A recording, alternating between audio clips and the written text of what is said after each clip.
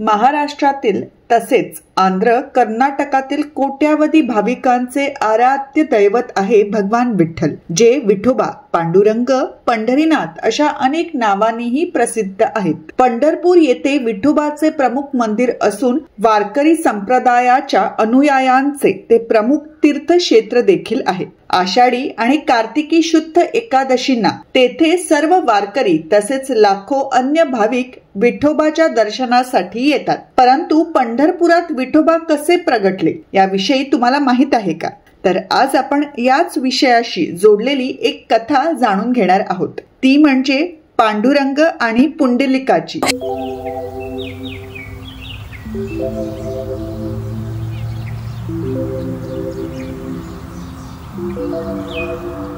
श्री विठ्ठल कसे प्रगटले याविषयी इतरही बऱ्याच कथा प्रचलित आहेत, परंतु सर्व श्रुत पुंडलिक या मातृपितृ भक्ताशी संबंधित कथा आज आपण जाणून घेणार आहोत। ज्यानुसार एक दिवशी पुंडलिकाच्या भेटीसाठी वैकुंठाचे श्री विष्णू दर्शनाला आले होते, पण त्यावेळेस पुंडलिक आपल्या आई वडिलांचे पाय दाबून सेवा करत होता, म्हणून त्यांनी जवळ असलेली वीट देवाच्या पुढ्यात भिरकवली व देवाला म्हणाला, मी माझ्या आई वडिलांची सेवा करतो आहे, तेव्हा तू या विटेवर थांब, मी येतो।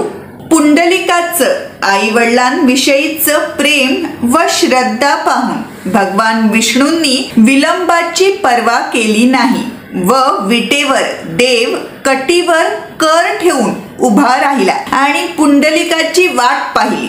पुढे पुंडलिकाने देवाची क्षमा मागितली व विनंती केली की त्यांनी भक्तांसाठी इथेच राहावं। श्री विष्णूंनी हे मान्य केलं व तेव्हापासनं ते विटेवर विठोबाचं रूप धारण करून राहिले। विटेवर उभं असल्यामुळे श्री विष्णूंच्या या अवताराला विठोबा हे नाव मिळालं असं देखील म्हटलं जातं। भक्तराज महावैष्णव म्हणून पुंडलिकाला ओळखलं जातं व पंढरपुरात श्री विठ्ठलाचं दर्शन घेण्यापूर्वी पुंडलिकाचं दर्शन घेण्याचा संकेत आहे।